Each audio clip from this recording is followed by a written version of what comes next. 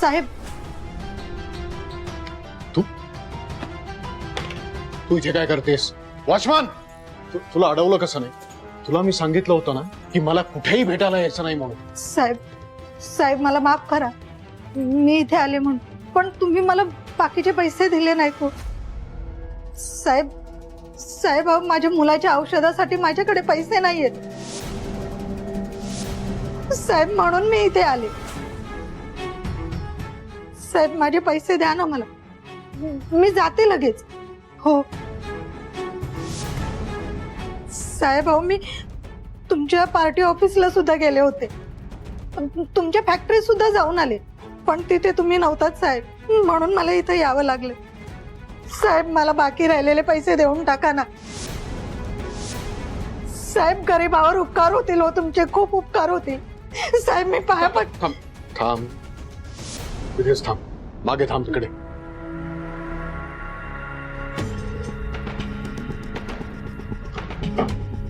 हे घे, हे पैसे घे आणि परत मला भेटायला यायचं नाही. तुमचा मुलगा जरी बरा झाला असला तरी सुद्धा त्याला पुन्हा मी आजारी पाडू शकतो. तुमच्या नवऱ्याबरोबर तुम्हालाही जेलमध्ये पाठवू शकतो. मी काय करू शकतोय तुम्हाला माहिती आहे. तेव्हा भेटण्याचा प्रयत्न करू नका. साहेब मला माफ करा. सगळे पैसे देऊन झालेले आहेत. पुन्हा यायचं नाही आता. जा. बाकी पैसे म्हणजे नक्कीच काहीतरी गडबड आहे. ही बाई कोण होती आणि कसले पैसे मागत होती हे माहित करायलाच हवं मला. त्या बाईला जाऊन भेटायला हवं. ओ ताई, ओ ताई, ओ ताई, हो ऐका माझं. माझ्या पैशाला हात नको लावूस. ताई तुम्ही शांत व्हा आधी. इतक्या का घाबरल्यात? तुला मालकांनी पाठवलं माझ्या माग? नाही नाही, मला मालकांनी नाही पाठवलं. तुम्ही कसले पैसे मागत होतात त्यांना? नाही, मी काही नाही सांगणार, मला जाऊ दे. हो ऐका माझं, मी बोलणं ऐकलं तुमचं. ते कसे बोललेत तुमच्याशी पाहिलं मी. अहो बाई माणसाशी असं कोणी बोलतं का? मला लई वाईट वाटलं म्हणून मी तुम्हाला भेटायला आले. काय झालंय? कशाचे पैसे मागत होतात तुम्ही? आणि तुम्हाला मालकाने धमकी का दिली? अहो ताई तुम्ही अजिबात घाबरू नका. हे बघा, मी आहे तुमच्या सोबत. हवं तर तुम्ही मला लहान बहीण समजा तुमची, पण सत्य काय आहे ना ते सांगा प्लीज. तुम्ही घाबरू नका. बसा इथे, बसा इथे.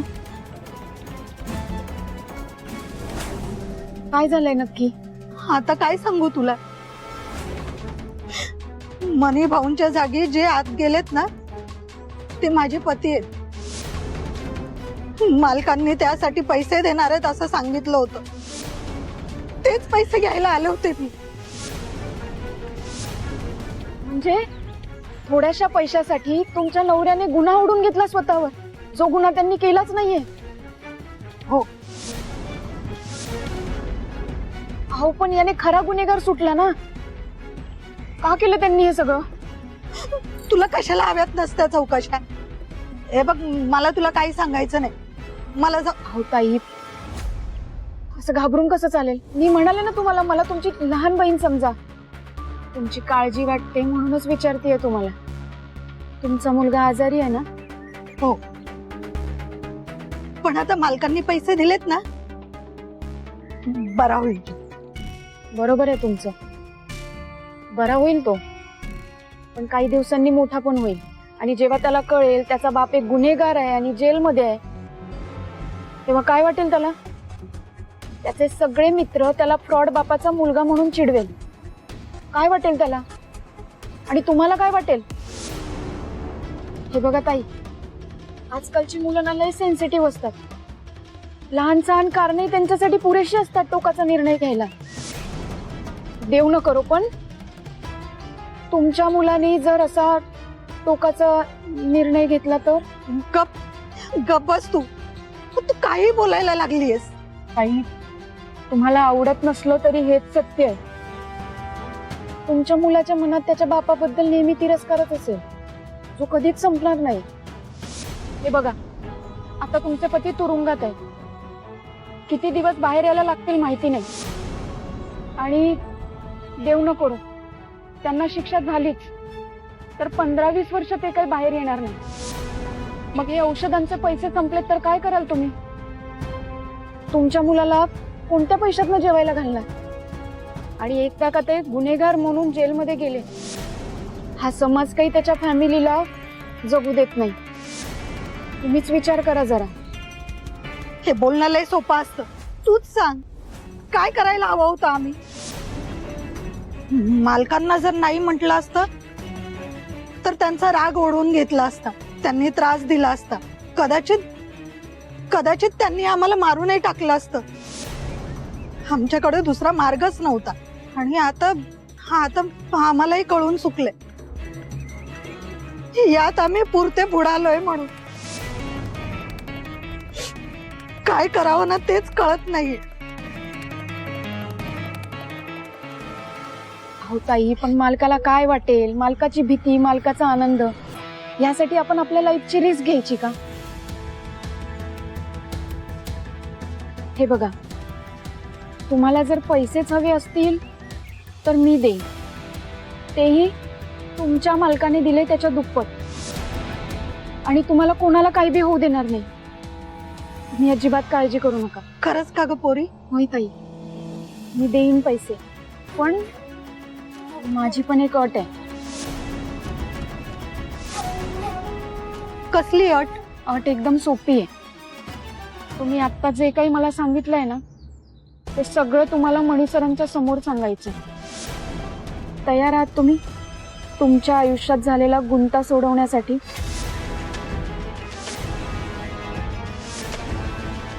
हे बघा, नीट विचार करून उत्तर द्या. तुमचा एक निर्णय तुमचं, तुमच्या मुलाचं, तुमच्या नवऱ्याचं आयुष्य पणाला लावेल. विचार करून उत्तर द्या. तयार आहात तुम्ही? मी तयार आहे. शाबास ताई, अगदी योग्य निर्णय घेतलाय तुम्ही. तुम्ही अजिबात काळजी करू नका. मी शब्द देते तुम्हाला, मी तुम्हाला आणि तुमच्या फॅमिलीला काही बी होऊ देणार नाही. पण मी मालकांच्या घरी येणार नाही. नाही, मी नाही येणार घरी. नाहीतर ते नाही, बरं, काही हरकत नाही, पण तुम्ही असं घाबरू नका.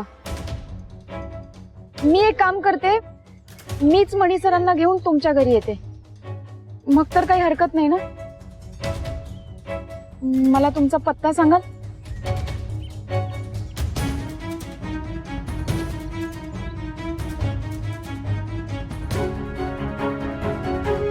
काही थँक्यू. आणि तुम्ही आता घरी जा, तुमच्या मुलाची काळजी घ्या आणि अजिबात टेन्शन घेऊ नका. मी आहे.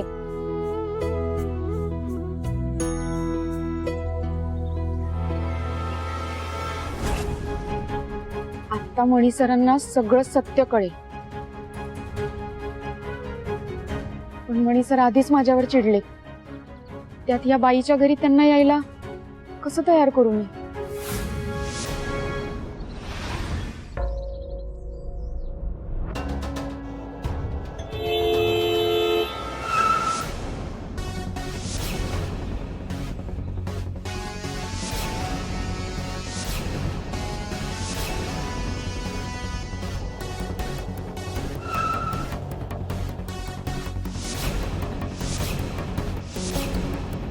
स्वानंदी वहिनी,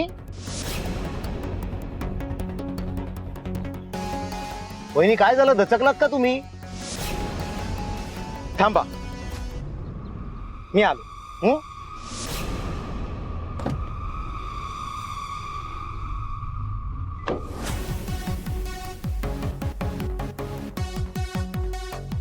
वहिनी काय झालं? तुम्ही दचकलात का अशा? लक्ष नव्हतं तुमचं? विचार सुरू होते. तंद्री लागली असणार तुमची, त्यामुळे एवढी मोठी गाडी मागून येते हे कळलंच नाही तुम्हाला, म्हणून मी हॉर्न वाजवलं. बापरे, नाही नशीब. माझी तंद्री लागली असती तर त्याच तंद्रीत मी गाडी तुमच्यावर चढवली असती. बापरे, आता तुम्ही आणि तुमचं हे बाळ.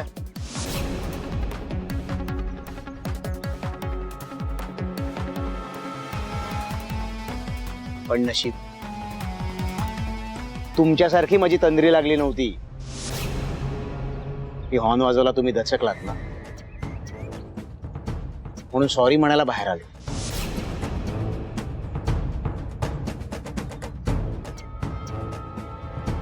आता हे इतके विचार करून चालणार नाही.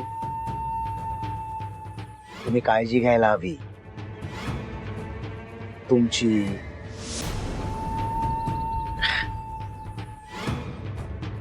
तुमच्या पोटातल्या ह्या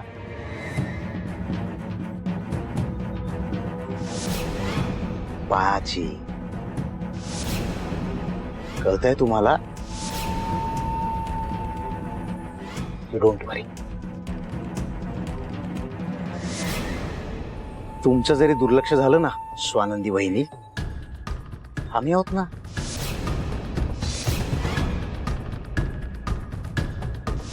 सुजित,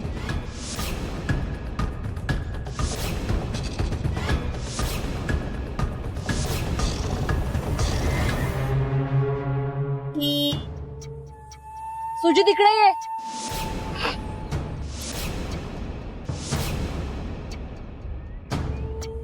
संचित आली, पण तुम्ही काळजी घ्या.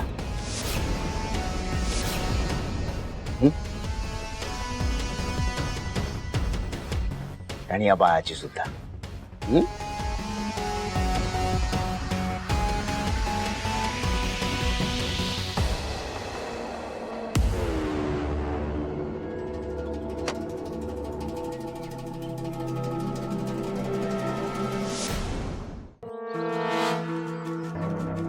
Yes baby.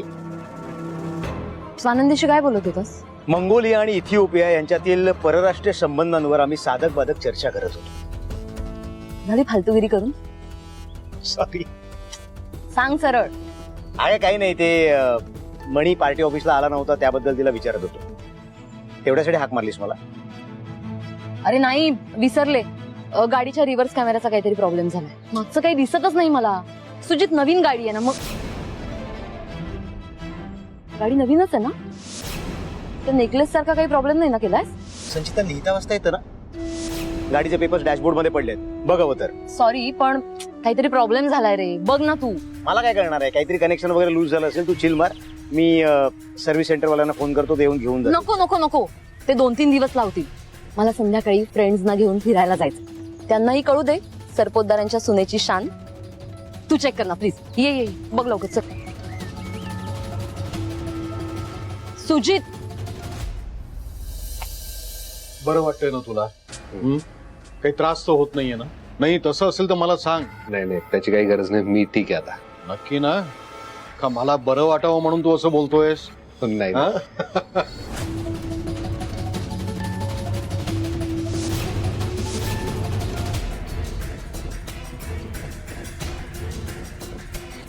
मणी, चल मी निघतो आता, आपण नंतर बोलूया. काय झालं? असं अचानक का निघालं? नाही अचानक नाही, काय मी इथे आलेलं तुझ्या बायकोला आवडत नाही. म्हणजे माझ्यामुळे तुमच्यामध्ये मतभेद नको. मी येईन ना परत केव्हा तरी. साहेब प्लीज असं बोलू नका. अहो तुमचंच घर आहे, तुम्ही तुमच्याच घरात आहात. त्यामुळे तुम्ही इथे असणं कुणाला आवडलं किंवा कुणाला नाही आवडलं तरी त्याने फरक काय पडतोय कुणाला? प्लीज नाराज होऊ नका. काल जे झालं त्याबद्दल मी माफी मागतो तुमची. अरे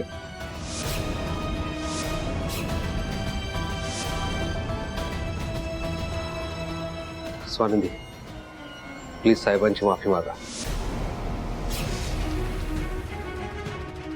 वळी सर, अहो पण मी मोठ्यांची माफी मागितल्यावर आपण लहान नाही होत. प्लीज माफी मागा. आणि साहेब नाराज झाले ते मला आवडले नाही. प्लीज माफी मागा पहिले.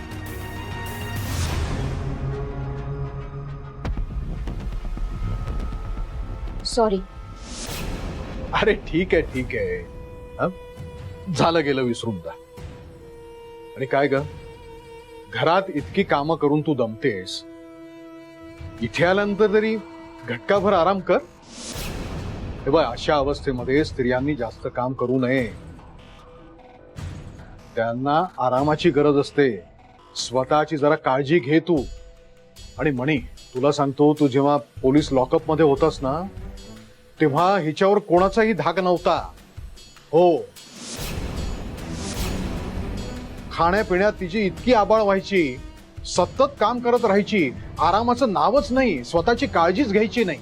आता तू आलायस की नाही, तेव्हा आता तू सुद्धा स्वतःची काळजी घे आणि तिची पण काळजी घे. अरे हे काम, राजकारण थोडे दिवस दूर ठेव. स्वानंदी बाळा, मणी म्हणतोय ते ऐकायचं. नाहीतर इतकी मेहनत घेत राहिलीस, कामं करत राहिलीस ना, तर एक दिवस तुला हॉस्पिटलमध्ये जावं लागेल. इतका त्रास होईल तुला.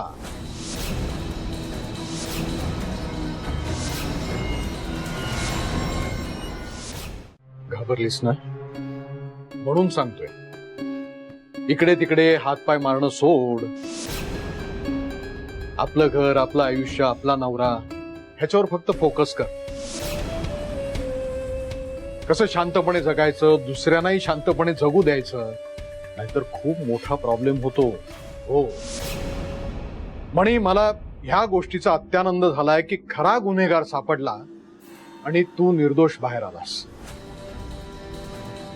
आणि तुला सांगतो, तू पोलीस लॉकअप मध्ये होतास ना, एक रात्र सुद्धा माझ्या डोळ्याला डोळा लागलेला नाही.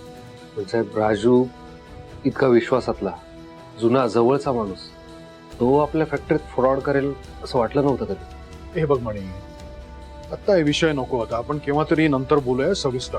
मी आता जातो, ठीक आहे? आणि तू सुद्धा जरा आराम कर आणि स्वानंदीला सुद्धा आराम करायला सांग. चल, मला तर खूप काम आहेत, मी निघतो आता. मी पण येतो. तू कशाला, तुझा विकनेस? नाही साहेब, मी काम केल्यानंतर, तुमच्या सहवासात वेळ घालवल्यानंतर मला बरं वाटतं. तेच टॉनिक आहे माझं. हवं तर मी एका ठिकाणी शांत बसून काम करेन, पण मला येऊ द्या प्लीज. ठीक आहे, ठीक आहे, जशी तुझी इच्छा. चल, टॉनिकचा घोट घ्यायला.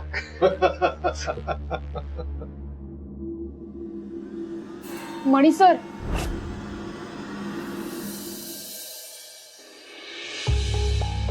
मणी सर अजून आले कसं नाही? लय उशीर झालाय.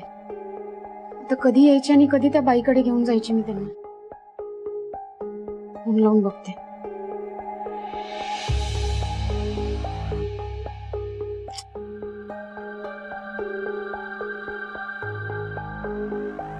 फोन पण उचलत नाहीये माझा. मीच खाली जाऊन बघते.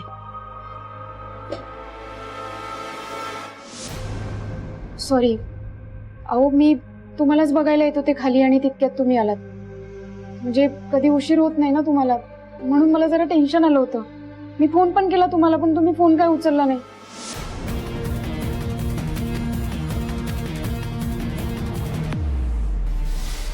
मणी सर, ऐका ना, मला तुमच्याशी लय महत्वाचं बोलायचंय.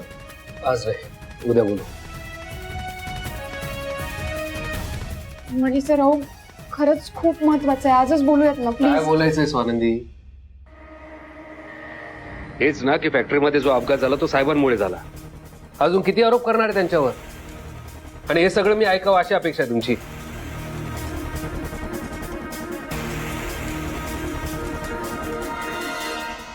मला झोप आली, मी फ्रेश होऊन झोपतो. ऐगो ऐगो स्वानंदी, ऐगो स्वानंदी काय होतं? तुम्ही या इथे बसा. मणी सर, पोटात दुखतंय. तुम्हाला हे सांगायचं होतं. सॉरी, तुम्ही बसून राहा, मी पाणी घेऊन येतो. ऐगो, मला माफ करा मणी सर, मी पोटात दुखायचं नाटक करतेय त्यासाठी. पाणी प्या, बरं वाटत. फार दुखतंय का? हो मणी सर, मला असं वाटतंय आपण डॉक्टरकडे जायला हवं. हा, लगेच मी फाईल घेतो तुमची.